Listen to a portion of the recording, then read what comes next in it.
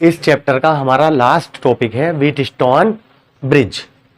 मैं आपको नॉलेज के लिए बता भी दूं, वैसे आप काबिल हैं सब, आपको पता भी होगा कि एनसीईआरटी ने अपना सिलेबस कम कर दिया है। तो हर चैप्टर में से कुछ ना कुछ कम करा है, बहुत कुछ कम किया है और परमानेंटली कम हो गया है वो सभी के लिए।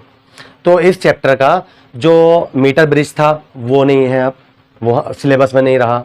और एक होता था पोटेंशियोमीटर, वो सिलेबस में नहीं रहा। तो अब हमने आपको किरचॉफ लॉ कराया था पार्ट पिछले पार्ट में। अब इस वाले पार्ट में हमारा रह गया था सिर्फ एक टॉपिक, व्हीटस्टोन ब्रिज। अब हम व्हीटस्टोन ब्रिज को देखते हैं। अब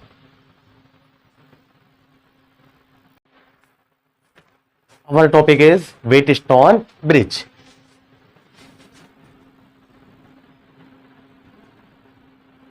Wheatstone Bridge। कुछ बच्चे यहां से हिसाब भी लगाने लगे होंगे। व्हीट मतलब गेहूं, स्टोन मतलब पत्थर, गेहूं और पत्थर से बना पुल। लेकिन भाई इसका मतलब ये नहीं है। व्हीटस्टोन एक साइंटिस्ट हैं, उनका नाम है व्हीटस्टोन, ठीक है। उन्होंने एक ऐसा इंस्ट्रूमेंट तैयार किया था जिससे हम अननोन रेसिस्टेंस को नॉन कर सकते हैं, मतलब हम उसे निकाल सकते हैं, उसकी वैल्यू पता कर सकते हैं। क्लियर है? बस ये बताया था इन्होंने। इसी का मॉडिफाई रूप था मीटर ब्रिज, और एक है पोटेंशियोमीटर, लेकिन वो अब हमारे सिलेबस में नहीं रहा एनसीईआरटी के। तो हमारा जो टॉपिक है अब क्या है? Wheatstone bridge. तो हम ये देखते हैं भाई, तो लिख रहा हूं मैं the device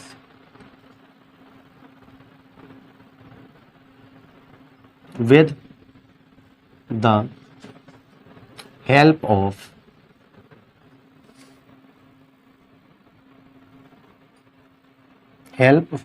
which unknown resistance can be determined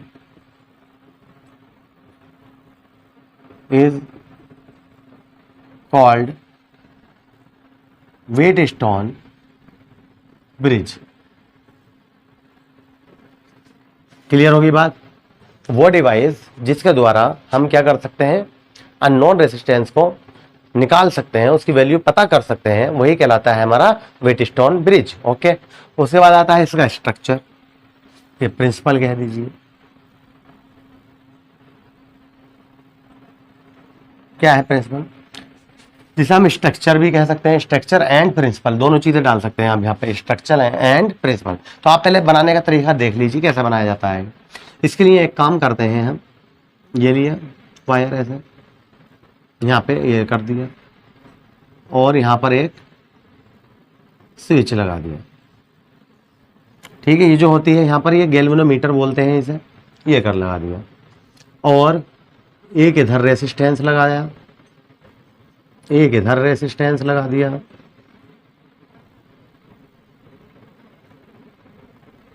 clear? एक इधर और एक तुम्हारा इधर, सही है ऐसा। उसके बाद यहां पर एक बैटरी लगा दी और यहां पर भी एक स्विच लगा दिया।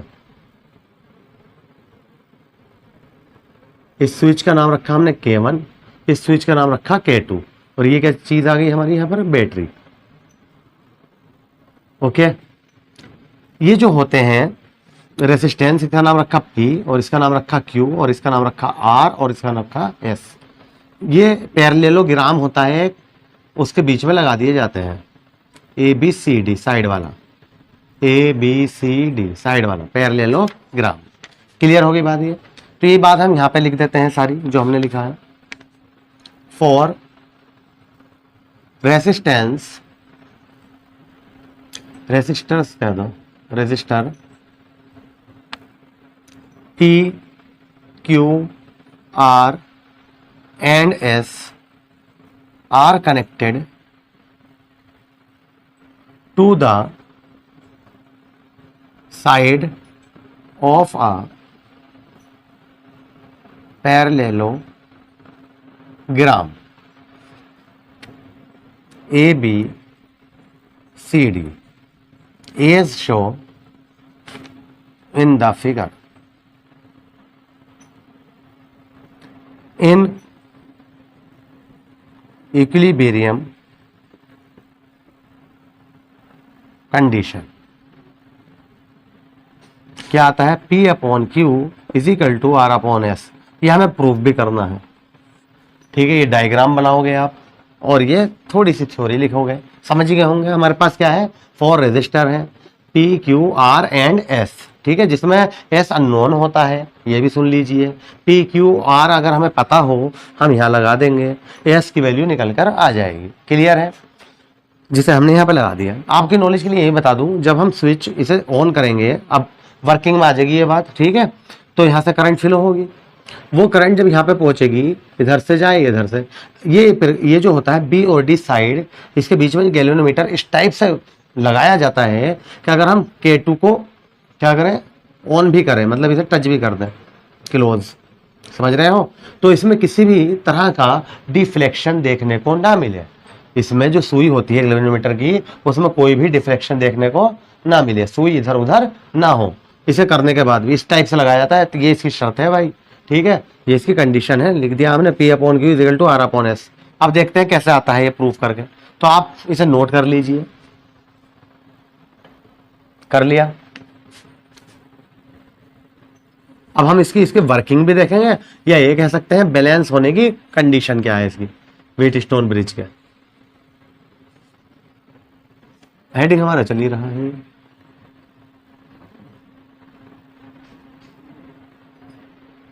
तो अब मेरी बात सुनो, पहले वर्किंग समझ लो क्या हुआ। मान लीजिए यहां से करंट निकली होगी, आई है ना, पॉजिटिव, जाहिर सी बात है, बड़ा जो साइन होता है पॉजिटिव और ये निगेटिव। यहाँ आने के बाद क्या होगा, कुछ इधर गई होगी और कुछ इधर। मान लीजिए इधर जो गई है उसे हमने I1 मान लिया और इसे I2। जब I1 इधर को जाएगी, ये हमने पहले ही बता दिया आपको, ये इस प्रकार कंबाइंड किया जाता है कि इसे हम ऑन भी करें तो करंट फ्लो ना हो। तो जब I1 जाएगी तो वो तो ऐसे ही निकल जाएगी इधर को, तो इसका मतलब इस वाले में भी Q में भी कितनी करंट गई, I1। अब इधर को आ जाइए, I2 जब ऐसे जाएगी तो वो ऐसी तो फ्लो हो जाएगी I2, और ये दोनों के दोनों ऐसे वापस आ जाएंगे। तो I1 प्लस इधर से I2, तो इसका मतलब क्या आ गई लौट के I, क्यों निकली तो I थी, I लौट के आ गई। कब की बात है, जैसे हमने स्विच को क्लोज किया ऐसे करके, ठीक है, क्लियर हो गई बात। तो अब हम इसकी कंडीशन निकालना है, P upon Q is equal to R upon S कैसे आया। तो हेडिंग है हमारा डेरिवेशन ऑफ बैलेंसिंग कंडीशन क्या है। तो ये हमारे अपने नोट्स हैं जो हमने अपने बनाए हैं, ठीक है, तो इसलिए लिख लिया, मतलब मैं इससे लिखवाता हूँ, आप भी ऐसे ही नोट किया करें। वैसे आप बना सकते हो अपने पास से भी डेफिनेशन, ठीक है। तो लिख रहे हैं, आप समझो, लेट द टोटल करंट, तो ये बात हम यहाँ पे लिख रहे हैं, in the circuit B I, कितनी करंट की निकली सर्किट में टोटल, आई, ठीक है, which split into junction A as I1 and I2। क्या हुआ फिर, ए पॉइंट पर जाकर क्या हुई है, स्प्लिट हो गई, बढ़ गई। देखो यहां से आई निकली, यहां जाने के बाद बढ़ गई I1 और I2 के फॉर्म में। बताओ सही है। अब हम क्या करेंगे, देखो एक तो ये दिख रहा होगा आपको मैश, ये पूरा सेगमेंट दिख रहा होगा, A B D A, ये क्लोज हो गया। देखो अगर हम बंद भी कर दें इसे, और एक ये B C D B, और क्या लगाएंगे हम यहाँ पे, Kirchhoff law, Kirchhoff second law, ठीक है। तो अब हम यहाँ ये लगाने जा रहे हैं, सेकंड लॉ ऑफ किरचॉफ, ठीक है। क्या है किरचॉफ का सेकंड लॉ, ये आपने बहुत अच्छे से याद कर रखा है, हम करा चुके हैं अपने पिछले पार्ट में, ठीक है। Sigma IR is equal to sigma E, sigma मतलब summation, summation IR is equal to summation E, clear है। तो अब हम यहाँ पे आके खड़े हो गए, हमने देखा कि इसमें करंट कहाँ कहाँ किस किस में है। तो हम बोले एक ये है, एक ये है, रेसिस्टेंस एक ये है, एक ये है, और कहीं थोड़ी ना है। देखो इसमें, ठीक है, किसकी बात हो रही है, for A B D A, इसकी बात हो रही है मैश की, ए बी डी ए में, क्लियर है। तो इसमें कितने रेसिस्टेंस है, एक पी और एक आर। कितनी करंट है इसमें, I1 और इसमें I2, क्लियर है। और वो कितने हैं इसमें, EMF इलेक्ट्रोमोटिव फोर्स, तुम कहोगे 0, ठीक है। क्यों, क्योंकि इसमें बैटरी नहीं है, बैटरी तो यहाँ पे है, क्लियर है। तो शुरू कर रहे हैं। तो I1P minus I2R is equal to 0। अब आप कहोगे माइनस क्यों आया, तो मैंने क्या बताता हूँ भाई ट्रिक इसकी, क्या बताते हैं हम, ये बताते हैं, देखो जिस आप मेश में खड़े हो, जिस क्लोज में सर्किट में खड़े हो, तो वहां देखो एरो इधर से आ रहा है, ये वाला एरो इधर। अगर ये दोनों एक दूसरे आए, पूरा बंद करें, तो ये एक दूसरे के आमने सामने आ जाएंगे। बताओ, इसकी टिप और इसकी टिप आमने सामने आ जाएगी। और जब आमने सामने आती है तो हम माइनस का इस्तेमाल करते हैं। अगर मान लो यही वाला करंट होता बस ओनली, और ये ऐसे करके फ्लो कर रहा होता है ऐसे, तो हम क्या लेते हैं प्लस। ये भी बता चुका हूं मैं किरचॉफ लॉ में, ठीक है। अगर आपने वो वीडियो ना देखी हो मेरी किरचॉफ लॉ के, ठीक है, तो वो जरूर देखें। तो अब बात समझ में आ गई। तो I1P is equal to I2R equation बन गई हमारी 1। इसे हम ऐसे भी तो लिख सकते हैं और करके, ये माइनस का इधर जाकर प्लस हो गया। अब हम इस वाले मैश में आ गए, फॉर मैश BCDB लगाइए भाई। तो अब देखो फिर एरो देखो भाई, इसमें ये जो एक रेसिस्टेंस ये है Q, इस एक है IS, इसमें करंट है I1 और इसमें करंट है I2। लेकिन अगर हम दोनों का देखें, एरो देखो ऐसा तो आ रहा है आमने सामने, इसका मतलब क्या आएगा यहाँ भी माइनस। तो क्या आएगा हमारा I1Q माइनस I2S बराबर 0। क्यों, इसमें भी EMF 0 है, कोई बैटरी नहीं है। तो हम इसे भी ऐसे लिख सकते हैं भाई, और I1Q इजिकल टू I2S बराबर, सॉरी माइनस का इधर आएगा प्लस हो गया, इक्वेशन 2। यहां तक बताइए समझ में आ गया आपको। तो आप ये भी नोट कर लीजिए, derivation of balancing condition note कीजिए, कर लिया।